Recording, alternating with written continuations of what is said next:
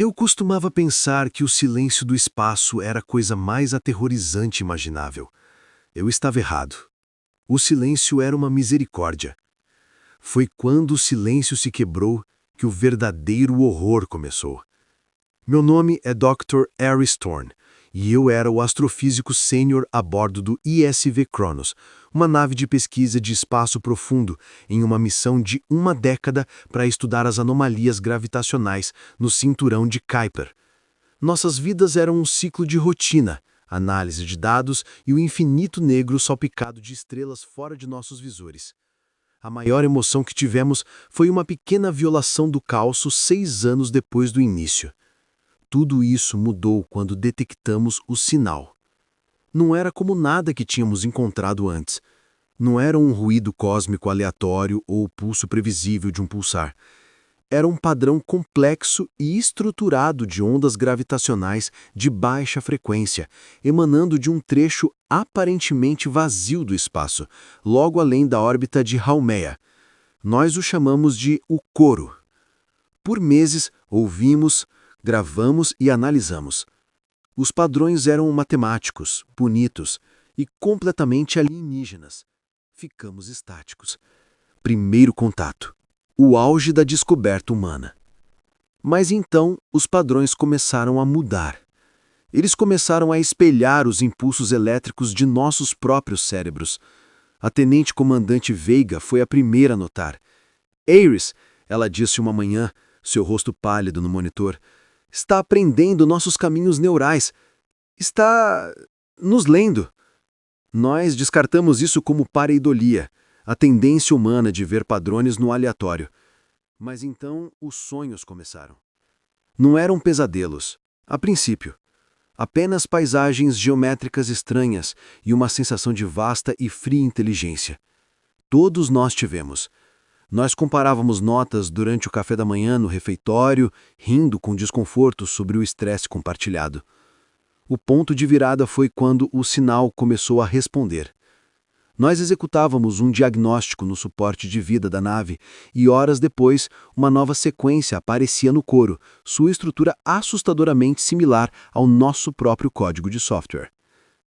Nós tínhamos uma conversa privada sobre a doença de um membro da tripulação e o sinal pulsava com um ritmo que correspondia à elevação da frequência cardíaca do doente. Não estava apenas ouvindo, estava observando, dissecando e nos reproduzindo. O clima no Cronos mudou de maravilha para paranoia. Éramos cobaias em uma gaiola e algo inconcebivelmente vasto estava tomando notas. O clímax chegou no Sol 2847. O sinal se intensificou. Não mais um sussurro, mas um rugido que vibrou através do próprio casco da nave. As luzes piscaram e toda a tela na ponte acendeu com uma única e horrível imagem. Um esquema perfeito em tempo real do Cronos, com um ponto vermelho piscante localizado no biolaboratório. O ponto estava rotulado com uma série de símbolos que não reconhecíamos, mas todos nós sabíamos o que significava. Ele tinha encontrado um caminho para dentro. Eu liderei uma equipe para o biolaboratório. O ar estava frio e denso com um cheiro de ozônio. No centro da sala, a cultura que estávamos cultivando para um experimento de botânica, um simples molo, estava se comportando de maneira impossível. Ela tinha saído de sua placa de Petri e estava se espalhando pela bancada, formando as mesmas geometrias complexas e não euclidianas que víamos nos padrões do sinal. Ela não estava apenas formando-as, ela estava as processando, como um computador vivo.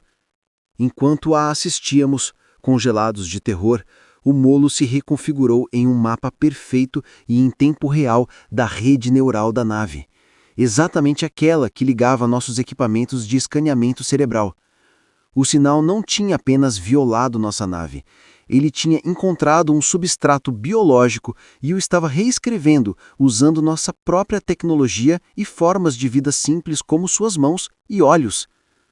Nós tentamos cortar a conexão.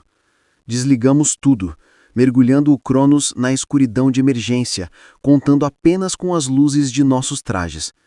Mas era tarde demais. O silêncio que retornou não era o silêncio pacífico do espaço. Era um silêncio atencioso.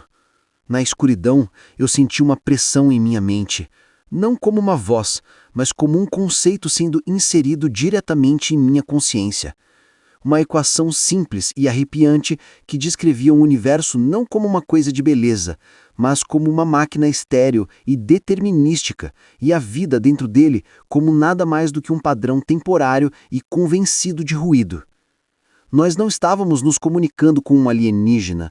Estávamos sendo estudados por uma força da natureza, um bibliotecário cósmico que estava meramente catalogando nossa existência antes de nos arquivar. Nós conseguimos reiniciar os sistemas principais e iniciar o salto de emergência de volta para o sistema solar interno. O sinal desapareceu atrás de nós. Nós nunca falamos sobre isso com o controle da missão. O que diríamos? Nós não trouxemos dados, não provas, apenas um profundo e inabalável pavor. A missão foi declarada um sucesso. Nós recebemos medalhas, promoções e confortáveis posições de ensino. Eu sento no meu escritório agora, em uma universidade prestigiada, olhando para os jovens alunos de olhos brilhantes que sonham com as estrelas. Eles me perguntam como foi lá, fora, no negro profundo. Eu digo para eles que foi magnífico. Mas toda noite, quando eu fecho os olhos, eu não vejo estrelas. Eu vejo aqueles padrões inteligentes e mutantes no molo. E eu sei, com uma certeza que resfria minha alma, que nós não fomos descobertos pelo universo.